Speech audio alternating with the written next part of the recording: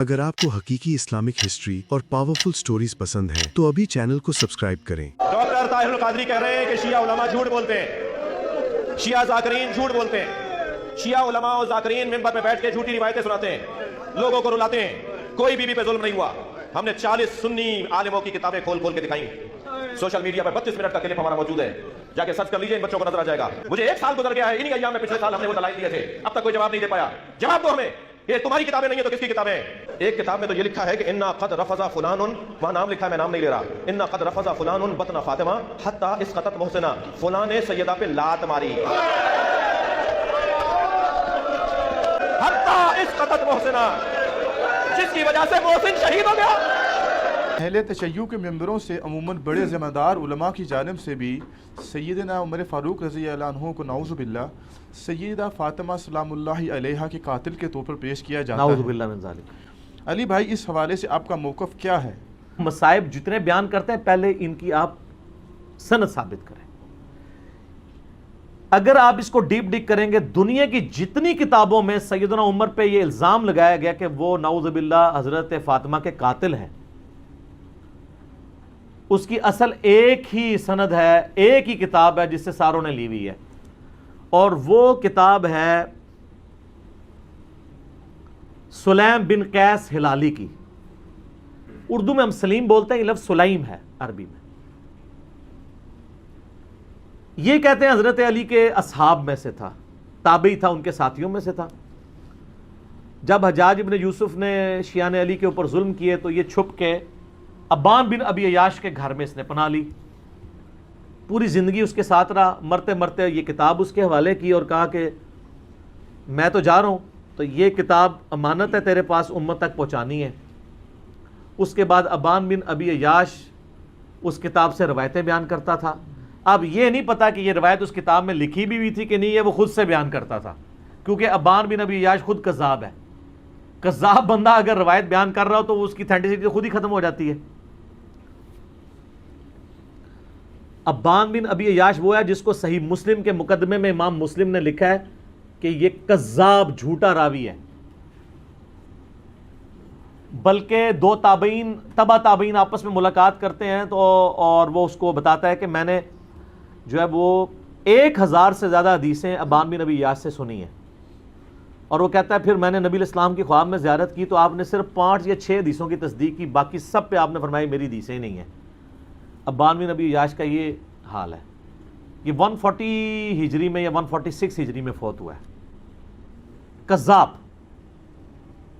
یہ اس نے واقعہ گھاڑ کے بیان کیا ہے۔ دنیا میں جہاں بھی آپ کو واقعہ ملے گا نا، ابان بن ابی عیاش کے حوالے سے ملے گا، اور وہ کہے گا جی مجھے جو کتاب ملی تھی سلیم بن قیس ہلالی کی، اس سے۔ اور یہ نہ سمجھیے گا یہ صرف سنی سے کہہ رہے ہیں کذاب ہے۔ علامہ خوئی جو ہیں اہل تشیع کے، وہ بھی کذاب سمجھتے ہیں اسے۔ شیعہ کے نزدیک بھی جھوٹا راوی ہے، لیکن یہ سودا چونکہ وہ ذاکرین نے بیچنا تھا، اور مجھے دکھ ہے بعض علماء بھی یہ سودا بیچ رہے ہیں شیعہ کے۔ ان کو تو کم از کم شرم و حیا کرنی چاہیے کہ اس کی سند ثابت بھی ہے کہ نہیں۔ پہلے تو سند کے ساتھ واقعہ ثابت کریں، اگلی بات تو بعد میں ہوگی۔ جب ایک چیز ثابت ہی نہیں ہے اور آپ وہ سودا بیچ رہے ہیں اور اتنی بڑی بات کر رہے ہیں، بالکل جھوٹا واقعہ ہے یہ۔ کوئی سیدنا عمر قاتل فاطمہ نہیں ہے، ورنہ مولا علی پوری زندگی کبھی بھی کمپرومائز نہ کرتے۔ مولا علی کو یہ حدیث نہیں پتا تھی، بخاری و مسلم دونوں میں حدیث ہے، فاطمہ میرے جگر کا ٹکڑا ہے، جس نے فاطمہ کو تکلیف دی اس نے مجھے تکلیف دی، اور جس نے فاطمہ کو قتل کیا ہو مولا علی اس کے ساتھ ہوں، اور اپنی بچی کا رشتہ ام کلثوم کا اس کو دے دیں۔ اور یہ وہ چیز ہے جو شیعہ کی کتابوں میں موجود ہے۔ وہ تعویل کرتے ہیں کہ جی وہ زبردستی لیا تھا، انکاری کوئی نہیں ہے۔ ذاکرین انکاری ہو جائے، ذاکرین تو ہے ہی جاہل ہے نا، ان کے پاس تو علم ہے ہی نہیں ہے۔ حضرت عمر چاہتے تھے میری اہل بیت کے ساتھ نسبت کام آئے مجھے قیامت الدین، تو حضرت علی سے ان کی بچی کا رشتہ مانگا۔ تو اس طرح ہوتا۔ پھر حضرت علی رضی اللہ تعالیٰ عنہ چیف جسٹس کا عہدہ قبول کرتے حضرت عمر کے دور کے اندر کہ تو میرے بیوی کا قاتل ہے تو ہاں میں تیرا عہدہ قبول کرتا ہوں۔ اور ناج البلاغہ سے میں نے خطبہ بتایا، جنگ قادسیہ میں جانے سے روکا ہی مولا علی نے کہ عمر اگر تو مارا گیا تو پیچھے ہمارا ستیہ ناس ہو جائے گا۔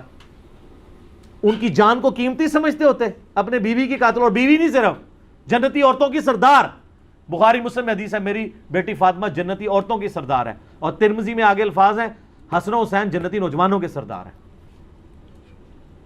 تو ہم تو مولا علی کے ساتھ کھڑے ہیں بھائی علیہ السلام، وہ شیخین کے ساتھ رہے، خلفائے ثلاثہ کے ساتھ رہے۔ میرا یوٹیوب پہ کلپ ہے خلفائے ثلاثہ کی شان مولا علی کی زبانی نہج البلاغہ سے، سنی کتابوں سے نہیں، شیعہ کی نہج البلاغہ سے، لاکھوں لوگوں نے دیکھا ہے، ایچ ڈی کیمرے میں نے سارے خطبات دکھائے ہیں۔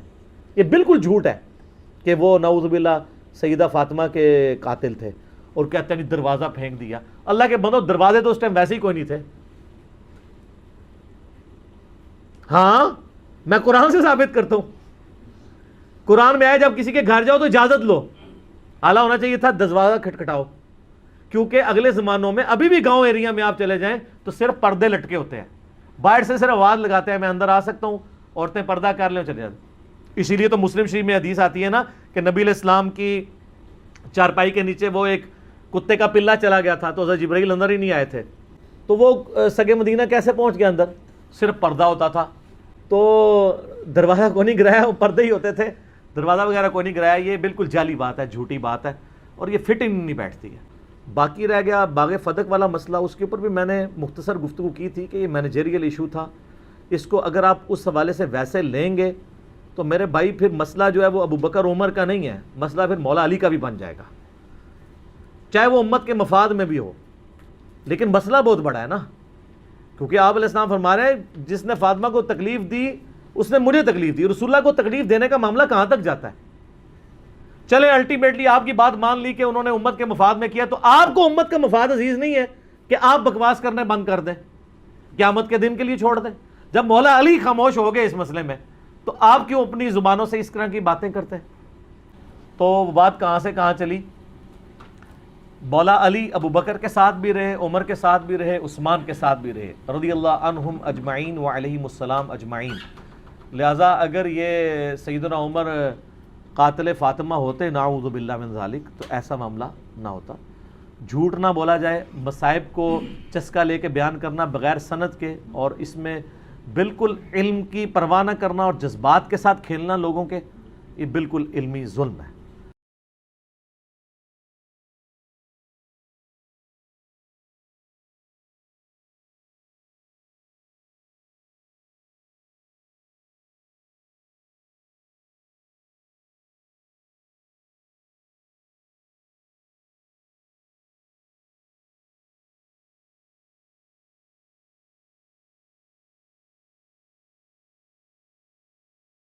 نہیں یہ وہ بھی بتا دیں پھر حضرت عمر جو گئے تھے حضرت فاطمہ کے دروازے پہ اور انہوں نے پھر جا کر آگ لے کے گئے تھے، اس کا بھی بتا وہ یہ روایتیں کمزور ہیں، ہم نہیں مانتے ان روایتوں کو، مصنف ابن ابی شیبہ والی غلط روایتیں ہیں۔ اگر یہ روایتوں کو آپ صحیح مانیں گے تو سیدنا اس عمر کے بارے میں اگر یہ روایتیں سنی خود ہی پیش کریں گے تو پھر وہ کیا منہ دکھائیں گے کہ ایک چھوٹی سی بات کے اوپر جو ہے وہ اس لیول کا ایک ریونج نظر آنا غلط ہے۔ ہم ان روایتوں کو صحیح نہیں سمجھتے۔ مولانا اسحاق صاحب کا بھی یہ موقف تھا کہ یہ روایت جعلی ہے، یہ روایت درست نہیں ہے۔ شیخ زبیر صاحب نے مجھے خود بتایا تھا کہ میں پہلے اس روایت کو صحیح سمجھتا تھا، لیکن مولانا اسحاق صاحب نے جب میری طرف پیغام بھجوایا تو میں نے اس پہ غور کیا تو میں بھی اس روایت کو صحیح نہیں سمجھتا۔ اگرچہ اہل حدیث اور غلام عثمان ظہیر اس روایتوں کو صحیح سمجھتے ہیں، اور الٹا وہ تعویل کرتے ہیں کہ اس میں تو حضرت فاطمہ کی بڑی شان بیان ہو رہی ہے کہ بھئی خلافت کے لیے مشورے حضرت فاطمہ کے گھر ہوتے تھے، تو جا کے حضرت عمر نے دھمکی لگائی۔ وہ شان کو لے کے بیٹھے ہوئے ہیں، ان کو یہ نہیں پتا کہ حضرت فاطمہ کو کس کیپیسٹی میں حضرت عمر دھمکی لگا سکتے تھے۔ ان کے باپ تھے، وہ چچا تھے، تایا تھے، کیا تھے، کسی کیپیسٹی میں بھی نہیں تھی بنتی۔ حضرت علی سے تو بات کر سکتے تھے، حضرت فاطمہ کو تو دھمکی نہیں لگائی جا سکتی تھی کہ میں تیرے گھر کو آگ لگا دوں گا باندھا میں نے اگر دیکھے۔ اور کہتے نہیں دیکھے، اس میں انہوں نے یہ بھی کہا کہ آپ اللہ کے نبی علیہ السلام کی وجہ سے ہمیں اس دنیا میں سب سے بڑھ کے محبوب ہے، لیکن یہ جو کچھ آپ کے گھر ہو رہا ہے، چلے یہ بات تو ٹھیک ہے، لیکن آگے اس طرح دھمکی تو نہیں لگائی جا سکتی۔ آج ہم صحابہ کے ناموں کے ساتھ رضی اللہ عنہ نہ کہیں تو یہ کہتے ہیں گستاخ ہو گیا، حالانکہ عربی کتابیں بخاری مسلم میں آپ کو 90% کہیں نام لکھے ہی نہیں ہوتا رضی اللہ عنہ، ان عائشہ ان ابی ہریرہ ڈائریکٹ حدیث شروع ہوتی ہے۔ ہم تو پھر بھی زیادہ دفعہ کہہ رہے ہوتے ہیں، اور جدھر سراطن دھمکی آ رہی ہے وہاں ان کو گستاخی نظر نہیں آ رہی، الٹا ان روایتوں کو ڈیفینڈ کر رہے ہیں۔ اگر ان روایتوں کو ڈیفینڈ کریں گے پھر حضرت عمر کو آپ ڈیفینڈ نہیں کر پائیں گے، پھر ہم تو ڈنگے کی چوٹ پہ کہیں گے کہ جو بندہ اس روایت کو صحیح مانتا ہے اس کو ماننا پڑے گا کہ حضرت عمر نے حضرت فاطمہ کی توہین کی ہے اور اس کی وجہ سے رسول اللہ کا دل دکھا ہے. دیکھیں اختلاف رائے اپنی جگہ ہے. حضرت ابوبکر کا بھی فدق کے مسئلے میں اختلاف ہوا ہے, لیکن حضرت ابوبکر نے دھمکی لگائی ہے کہ آندھا تو میرے پاس آئی تو میں تیرے گھر کو آگ لگا دوں گا. ان کو پتہ نہیں کتنا خطرناک کھیل کھیل رہے ہیں اس طرح کی باتیں کر کے. ان روایت کو صحیح مان بھی لیا جائے نا تو پھر حضرت علی کی پرسنالٹی پر بھی سوال تو کھڑے ہوں گے نا کہ یہ سارا معاملہ ہو رہا تھا تو حضرت علی کہاں موجود تھے. تو یہ تو پھر عقلی کیا مطلب وہ موجود ہے؟ مطلب حضرت فاطمہ کے ساتھ یہ دھمکیاں دی جا رہی ہیں, یہ سب کچھ ہو رہا ہے, تو مطلب یہ ریئیکشن نہیں نظر آتا ہمیں اس قسم کا. اور یہ مطلب منطقی طور پر سمجھ نہیں آتی یہ بات. یہ تو باتیں ان کو سمجھائیں نا جو یہ روایتیں بیان کر رہے ہیں. ہم تو روایتوں کو نہیں صحیح سمجھتے. ہم تو کہتے ہیں کہ حضرت عمر کا جو غلام یہ روایت بیان کر رہا ہے وہ اس زمانے میں حضرت عمر کا غلام نہیں تھا جس زمانے کا یہ واقعہ ہے. وہ سند بیان کرے نا. دیکھیں صحابی بغیر سند کے کوئی رسول اللہ کی طرف بات منسوب کرے نا وہ ایکسیپٹیبل ہوتی ہے کہ کسی صحابی سے سنی ہوگی. لیکن ایک تابعی اس واقعے کو نقل کر رہا ہے جو اس زمانے میں وہاں موجود نہیں تھا, وہ بتائے نا کہ اس نے کس سے بات سنی ہے.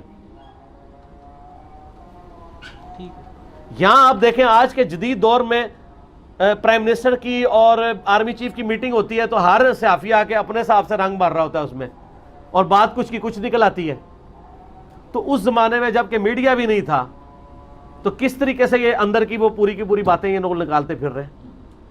ٹھیک ہو گیا. اور یہ جو تماشا اٹھایا ہوا ہے نا ابان بن ابی عیاش والا, یہ میں آپ کو بتا دوں یہ پوری ایک سازش ہوئی ہے اسلام کے خلاف.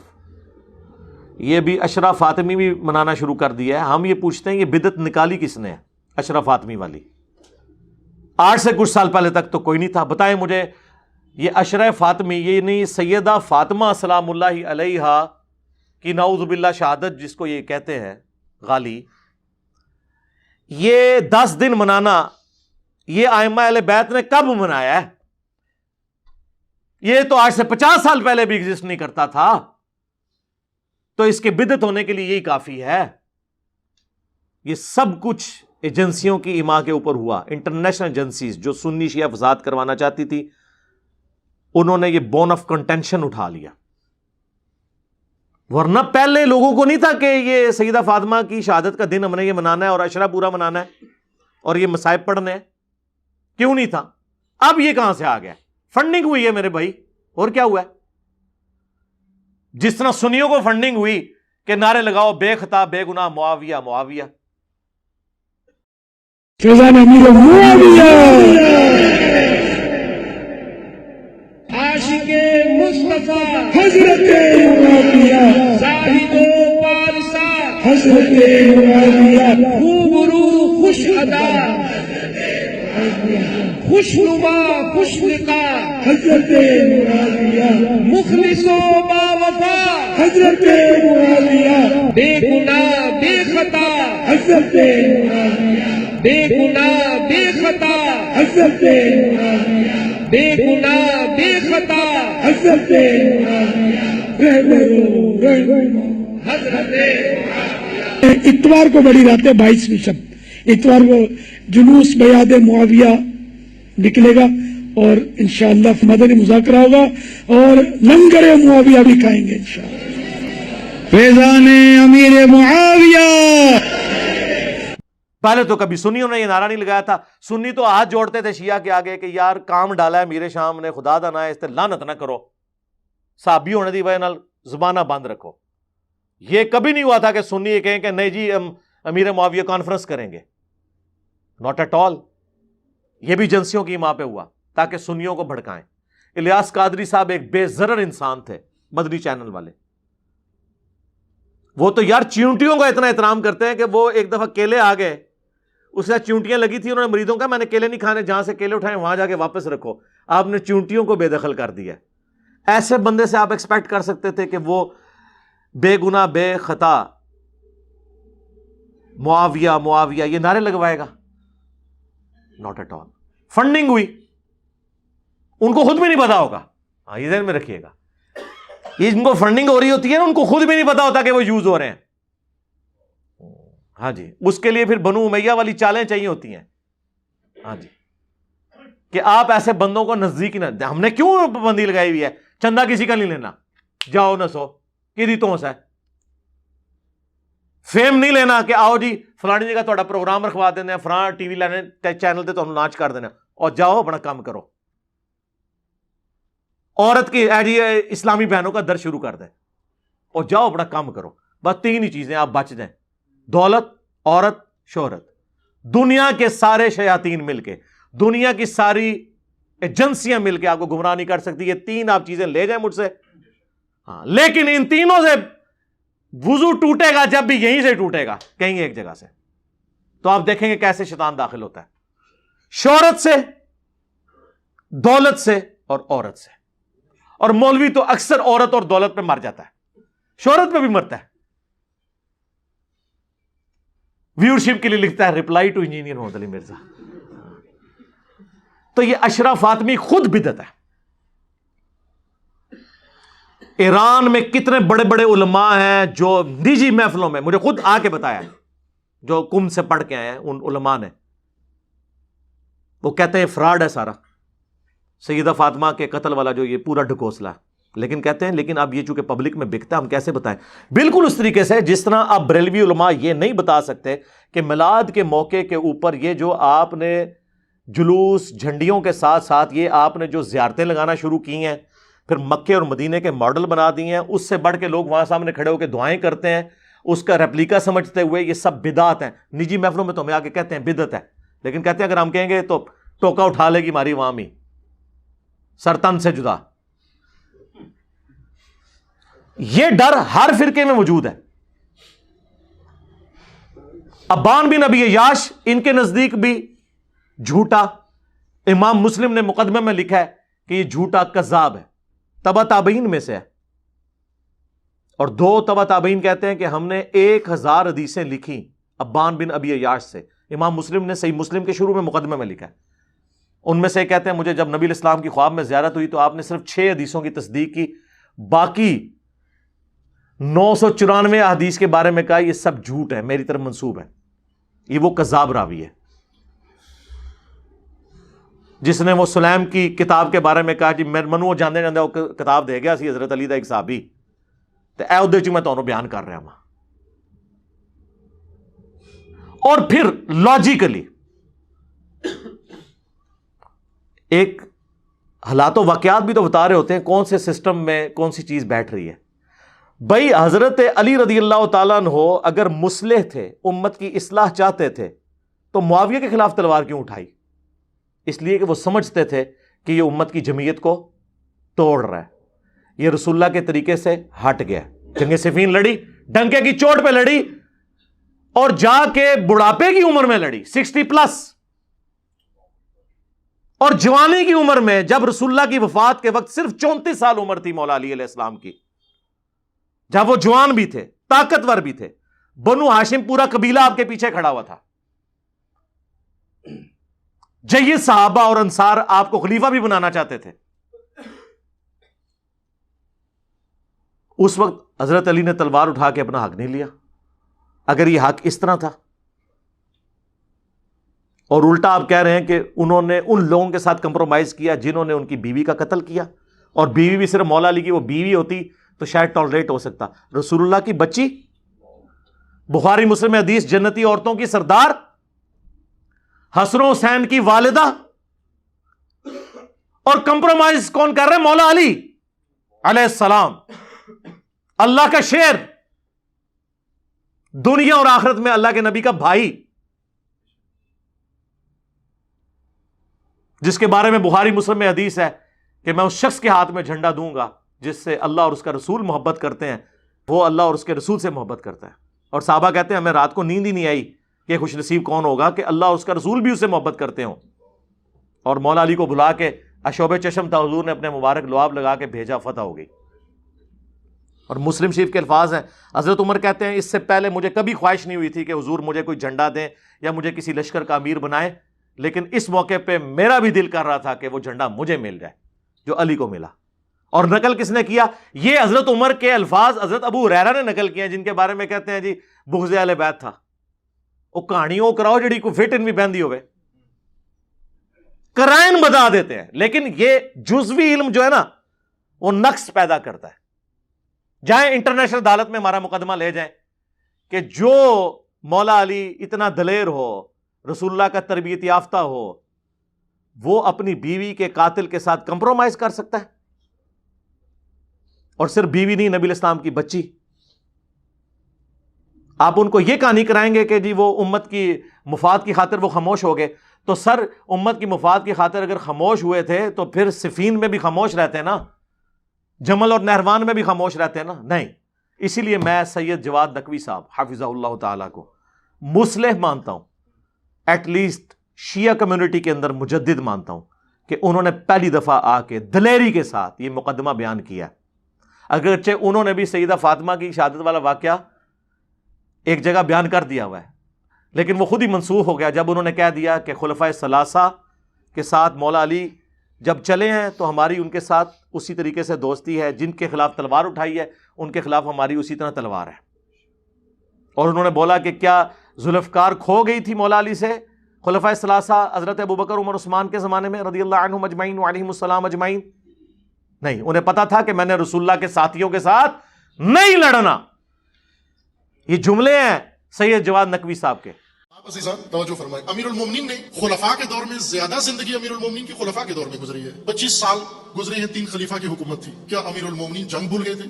کیا امیر المومنین کی ذوالفقار کھو گئی تھی؟ کیا امیر المومنین سے خدا نخواستہ شجاعت ختم ہو گئی تھی؟ کیا امیر المومنین، وہ امیر المومنین جو بعد میں 35 سال بعد جب جنگ لڑی صفین میں جا کر، تو لوگوں کو پھر ایک دفعہ خندق و احد و بدر کا میدان یاد آیا جب علی بھرپور جوانی میں تھے، نوجوانی میں تھے، اس طرح سے جنگ لڑی. لیکن اس دوران جنگ صفین میں علی جنگجو نظر آتے ہیں، جنگ بدر میں علی جنگجو نظر آتے ہیں، جنگ احد میں علی جنگجو نظر آتے ہیں، جنگ خیبر میں علی جنگجو نظر آتے ہیں. لیکن 25 سال خلفاء کے دور میں ایسے لگتا ہے کہ اس ہستی کو جنگ آتی ہی نہیں ہے، ایسے لگتا ہے کہ سیاست بھی نہیں آتی. کیوں عزیزان؟ یہ اس لیے نہیں تھا کہ علی جنگ نہیں جانتے تھے، یہ اس لیے نہیں تھا کہ علی اپنا حق نہیں سمجھتے تھے. علی اپنا حق بھی سمجھتے تھے، علی جنگ بھی جانتے تھے، لیکن علی کو معلوم تھا میری جنگ کا میدان یہ نہیں ہے، میں نے اپنوں سے نہیں لڑنا ہے، میں نے رسول اللہ کے ساتھیوں سے نہیں لڑنا ہے. علی کو مانتے ہو نا؟ علی کو مانتے ہو نا؟ اگر خلفاء سے اختلاف کی بنیاد رکھ کر سب کچھ ختم کرنا ہوتا تو علی آغاز کر دیتے نا وہیں پر، علی آغاز کر دیتے وہاں پر. لیکن امیر المومنین نے یہ کام نہیں کیا، بلکہ جہاں خلفاء نے بلایا، ضرورت پڑی، وہاں پر حاضر ہو گئے. کس کو بچانے کے لیے؟ نہ اس شخصیت کو جو خلافت کے تخت پہ بیٹھا ہوا ہے، بلکہ میراث محمد کو بچانے کے لیے، اللہ کے دین کو بچانے کے لیے، قرآن کو بچانے کے لیے، امت کو بچانے کے لیے. یہ گمراہی ہے کہ مسلمانوں میں مسلکی دشمنی شروع کی جائے، شیعہ سنی کا دشمن، سنی شیعہ کا دشمن. یہ غلط ہے، یہ نہیں ہے، یہ شیعہ کی دشمنی بنتی ہی نہیں ہے، یہ نہیں بنتی. کیوں نہیں بنتی؟ اس لیے کہ علی اس دشمنی کو پسند نہیں کرتے، اور شیعہ علی کا پیروکار ہے. عزیزان، اگر خلفاء سے الجھنا ہوتا تو علی خود موجود تھے نا تینوں خلیفوں کے ساتھ، بلکہ تیسرے خلیفہ کے زیادہ علی علیہ السلام اور خلفاء میں مختلف قسم کا ماحول رہا ہے. پہلے خلیفہ امیر المومنین کا زیادہ بہت احترام کرتے تھے، دوسرے خلیفہ بھی احترام کرتے تھے، عموماً خیال رکھتے تھے، لحاظ کرتے تھے، لیکن تیسرے خلیفہ نہیں کرتے تھے. وہ احتیاط جو دوسرے پہلے 2 خلیفہ کرتے تھے، تیسرے خلیفہ نہیں کرتے تھے. اس کے باوجود جب تیسرے خلیفہ کا محاصرہ ہوا، بچانے کے لیے کون آیا؟ بنو امیہ میں سے ایک بھی نہیں آیا. وہ بنو امیہ میں سے تھے، ان کے گرد بنو امیہ اکٹھے تھے، ان کے لیے وہ سارا جال بنو امیہ نے بچھایا تھا. لیکن جب سارا کچھ ہو گیا تو خلیفہ کو بچانے کے لیے علی اور علی کے بیٹے آئے. 3 جنگیں علی علیہ السلام کے دور میں ہوئی، تینوں پر ناخوش تھے امیر المومنین. جنگ جمل میں امیر المومنین نے فتح پائی، مکمل فتح پائی. جنگ نہروان میں مکمل فتح پائی، لیکن فتح کا جشن نہیں منایا. فتح پائی لیکن جشن کیوں نہیں منایا؟ بلکہ افسوس کیا، ان کی لاشوں پر کھڑے ہو کر افسوس کیا کہ اے کاش تم نہ آتے میرے مقابلے میں، اے کاش مجھے مجبور نہ کرتے، اے کاش میں نہ لڑتا تمہارے ساتھ جنگ، اے کاش تمہیں عقل آ جاتی. خوش نہیں تھے امیر المومنین، وہ جنگیں ٹھوسی گئی تھی امیر المومنین پر. اگر آپ حسینی ہو اور اگر آپ پیرو علی شیعہ علی ہو تو آپ پوچھو نا، امام حسین سے پوچھو دشمنی کرنی ہے کس کے ساتھ کریں؟ حسین آپ کو بتائیں گے کہ اگر دشمنی کرنی ہے تو طاغوت کے ساتھ کرو، دشمنی کرنی ہے تو ظالم کے ساتھ کرو، دشمنی کرنی ہے تو ستمگر کے ساتھ کرو، دشمنی کرنی ہے تو آمریت کے ساتھ کرو، دشمنی کرنی ہے اگر آپ نے تو یزیدیت کے خلاف کرو. تو میں نے تو گن پوائنٹ پہ ان سے نہیں نکلوائے. تو وہ چیزیں بیان کریں جو حقیقت پہ مبنی ہو. یہ فراڈ ہے، ٹوٹلی فراڈ ہے. اس کے فراڈ ہونے کے لیے کافی ہے کچھ عرصے سے انہوں نے شروع کیا. دکھائیں نا مجھے پرانی کتابوں میں کہ یہ 500 سال پرانی کتاب ہے، عشرہ فاطمی منایا جاتا تھا. ٹھیک ہے، یہ سب MI6 کی پیداوار ہے جو UK کی ایجنسی ہے. یہاں پہ بھی انہوں نے وہ کچھ چوہے چھوڑے ہوئے ہیں، میرے خلاف بھی بول رہے ہوتے ہیں اور وہ ویڈیو بنا رہے ہیں. جی انجینئر صاحب نے کہہ دیا کہ جی جو شیعہ ہیں اور اہل حدیث ہیں زندہ لاشیں ہیں، میں نے جناب ساروں کے نام لیے ہیں، ان غالیوں کے کہ جو فرقہ واریت پھیلا رہے ہیں، جن کی میں تعریف کر رہا ہوں انہیں میں زندہ لاش کہوں گا؟ یعنی میں سید جواد نقوی صاحب کو زندہ لاش کہوں گا، یا اہل حدیث کے شیخ زبیر لزئی صاحب کو میں زندہ لاش کہوں گا؟ تو وہ پھر خیر ان کی غلاظت بھی کھل کے باہر آئی، جو ان میں غالی تھے، جو ماڈریٹ تھے، انہوں نے پہلی دفعہ میرے بیان کی خود ہی تعویل بیان کر دی کہ نہیں، جس شخص کا یہ کریکٹر ہو، جب وہ یہ بات کر رہا ہے تو اس کو اس پیرائے میں دیکھنا ہوگا. اور پھر میں نے اس کے اوپر باقاعدہ کلیریفیکیشن بھی دی. اس کے باوجود میں غیر مشروط معافی مانگتا ہوں اگر کسی کا دل دکھا ہے اس حوالے سے، اگر وہ یہ سمجھتا ہے کہ اس کا دل دکھا ہے. لیکن میں اپنی اس بات کے اوپر قائم ہوں کہ جب تک فرقہ واریت کی دراڑیں ختم نہیں ہوں گی، سنی شیعہ فرقہ بازی پھیلانے والے لوگ ان زندہ لاشوں کو جب تک آپ دفنائیں گے نہیں، تاکہ یہ لوگوں کو ہانٹ کرنا چھوڑ دیں، اس وقت تک امام مہدی کو آپ ویلکم نہیں کہہ سکتے، کیونکہ امام مہدی نے سنی اور شیعہ کی تفریق سے بلند ہو کے امت کی امامت کرنی ہے. امام مہدی جو ہیں وہ سنی ہوں گے، شیعہ ہوں گے یا مسلم ہوں گے، کیونکہ ان کے جد امجد حسین ابن علی علیہ السلام مسلم ہیں، اور ان کے جد امجد محمد رسول اللہ وَأَنَا أَوَّلُ الْمُسْلِمِينَ اللہم صلی علی محمد وعلی آل محمد، قرآن میں ہے وہ مسلم ہے. اور ان کے جد امجد ابراہیم علیہ السلام، ما کان ابراہیم یہودیا ولا نصرانیا ولکن کان حنیفا مسلما وما کان من المشرکین. ابراہیم نہ یہودی تھے نہ نصرانی تھے، بلکہ وہ سب سے ٹوٹ کر ایک اللہ کے ہو گئے تھے، اور وہ مسلم تھے اور وہ مشرکین میں سے نہیں تھے. اور ڈاکٹر اسرار صاحب کہتے تھے کہ تمہارے نبی بھی نہ سنی تھے نہ شیعہ تھے، وہ مسلم تھے. جیسے ابراہیم علیہ السلام نہ یہودی تھے اور نہ وہ نصرانی تھے. یہ سب کی سب باتیں جھوٹ بکواسیات کے اوپر چل رہی ہوتی ہیں، یہ فٹ ان نہیں بیٹھتی ہیں. ٹھیک ہے، سقیفہ بنی ساعدہ کے اوپر میں بھی بولا ہوں، حدیث قرطاس کے اوپر بولا ہوں، میری ڈیٹیل ویڈیوز ہیں. لیکن at the end of the day آج ایک چیز جب ریزالو ہو گئی، پھر اس چیپٹر کو کلوز رہنے دیں. بیان ضرور کریں جتنی بات ہوئی ہے، لیکن چیپٹر کو کلوز رہنے دیں. جو چیپٹر کلوز نہیں ہوا وہ جنگ صفین کا ہے، ہم اسے چھیڑتے ہیں. جنگ جمل کا ہے، لیکن اس میں بھی اصحاب کو ہم کہتے ہیں ان کو مولا علی نے معاف کر دیا، اس کو ہم چھیڑنے کے بعد بیان کر کے کلوز کر دیتے ہیں. لیکن صفین کا فیصلہ تو مولا علی نے کہا قیامت والا دن ہوگا میرے اور معاویہ کے درمیان، جو المصنف ابن ابی شیبہ میں موجود ہے. ٹھیک ہے، نہ معاف کریں آپ، لیکن خلفائے ثلاثہ کے بارے میں جب ہم نہج البلاغہ سے مولا علی کے خطبات آپ کو پیش کریں، اور مولا علی سورہ النور کی آیت نمبر 55 کو کوٹ کر کے کہیں کہ یہ اللہ کا وعدہ ہے قرآن میں کہ اپنے نیک بندوں کو خلافت بخشے گا، اور اس خلافت والی آیت کو وہ حضرت عمر فاروق رضی اللہ تعالیٰ عنہ کی جنگ قادسیہ اور یرموک میں فتوحات کے ساتھ جوڑیں، تو پھر مولا علی نے تو اپنا عقیدہ بتا دیا. ہم تو بھائی علی کے شیعہ ہیں پولیٹیکل ٹرم میں.